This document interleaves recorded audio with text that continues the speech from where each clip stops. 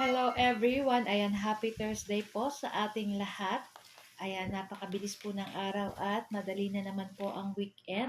So for today's video ay samahan niyo po akong magluto nitong ating napakasarap na pork chop steak at magiinit po tayo nitong ating natirang ginataang kalabasa at sitaw at magpiprito rin po ako ng maliliit na galunggong. Ayan, yung kahit ulo, buntot, tinik, makakain mo dahil sa sobrang luto.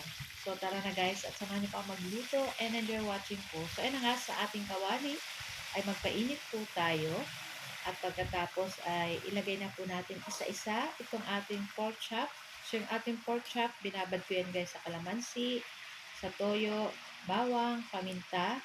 So binabad ko siguro siya ng mga 6 na oras para kapit na kapit yung lasa niya dyan sa ating pork. So yun na nga, at lutuin lang po natin iyan sa katamtamang lakas ng apoy para madali pong lumambot itong ating pork. So makikita niyo po guys, ayan, nagtutubig po ang ganitong mga niluluto, ayan. May sariling tubig na lumalabas sa ating mga pork or sa ating chicken.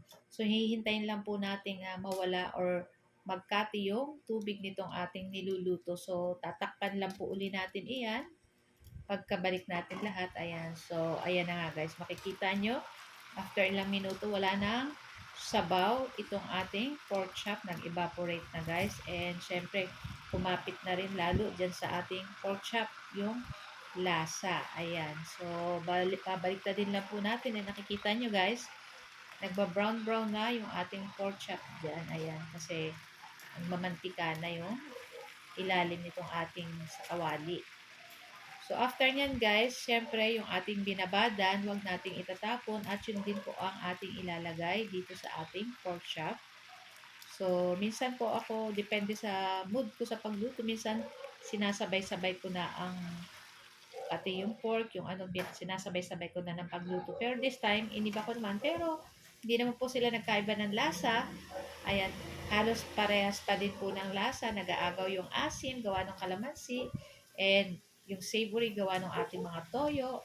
So, kahit anong style po ng ating pagluluto ay pag sinabing steak ay isa po ang lasa niyan. Pero, syempre, nasa sa inyo po kung paano nyo pa mapapasarap yung ating mga niluluto. Ayan. So, this time, chinek na natin yung ating pork.